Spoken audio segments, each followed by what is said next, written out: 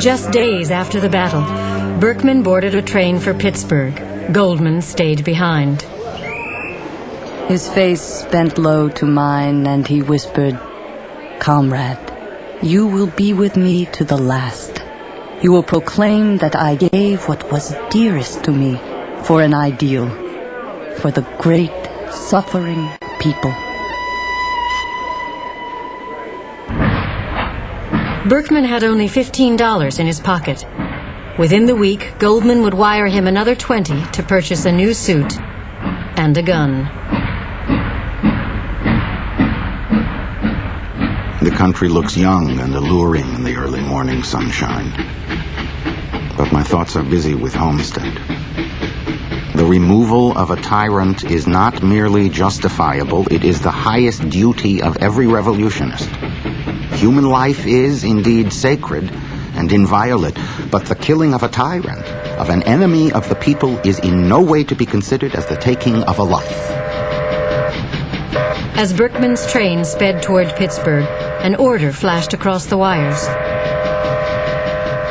Put the division under arms and move at once, with ammunition, to the support of the Sheriff of Allegheny County at Homestead. Robert E. Patterson, Governor. Pittsburgh's political bosses had been pressuring the governor. Given the sheriff's failure to gain control of the mill, Patterson agreed to call out the state militia. The amalgamated and the local government had continued to patrol the town and maintain order after the battle, even going so far as to repair Frick's fence. But they were not prepared for the arrival of troops. You must show the world that you desire to maintain the peace, along with your rights.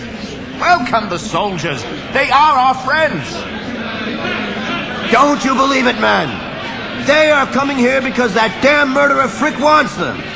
We have made the damn company rich, and now they send the soldiers here to shoot us down like the Pinkerton thugs have tried to.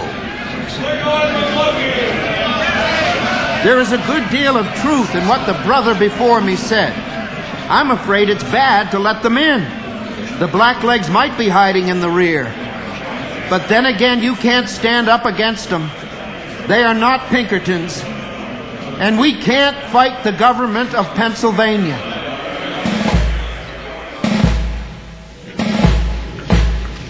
The following morning, on July 12th, the entire community stood ready at the train station. They had prepared an elaborate welcome, hoping to convince the soldiers to defend their rights rather than the company's.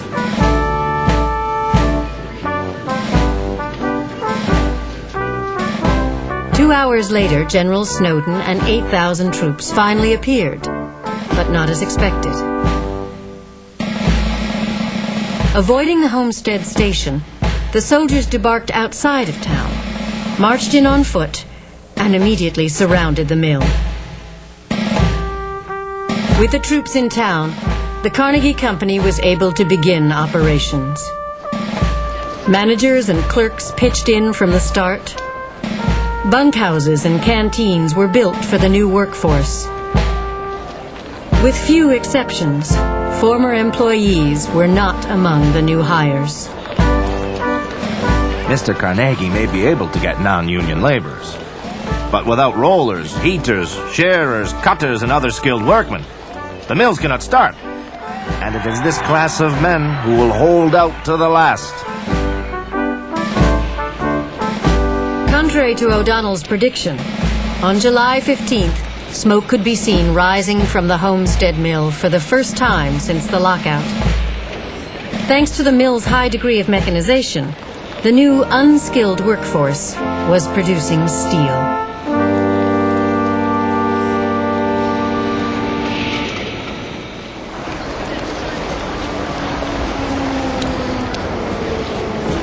On July 23rd, Henry Clay Frick returned from lunch to finish off a routine day's work.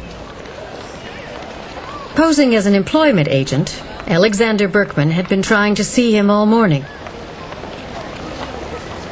Outside Frick's office, the anarchist nervously paced the hall. By 2 o'clock, he could no longer stand the wait. He pushed his way into Frick's office and fired 2 shots. Dead, I wonder? I must be sure. My eyes meet Frick's. His face is ashen gray. Blood is oozing from his neck. A strange feeling of shame comes over me, but the next moment I am filled with anger at this sentiment so unworthy of a revolutionist. A crowd gathered as Berkman was restrained behind the second-story window. When the doctors arrived, Frick refused anesthesia in order to help them locate and remove the bullets.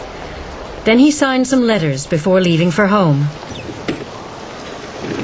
The attempt on Frick's life shocked the nation. But the man himself remained unshaken. I do not think I shall die. But whether I do or not, the company will pursue the same policy, and it will win. 3 cheers for the man who shot Frick! Private W.L. Imes, a young militiaman stationed in Homestead, applauded Berkman's act. His commanding officer did not tolerate his candor. Imes was strung up by the thumbs until he lost consciousness, then drummed out of town with his head shaved.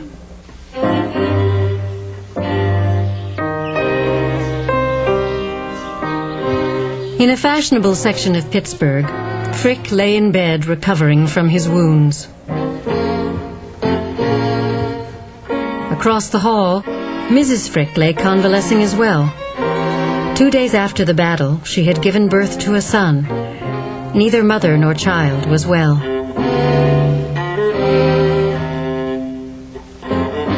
Despite his doctor's orders to rest, Frick continued to attend to company business and to personally supervise the situation in Homestead.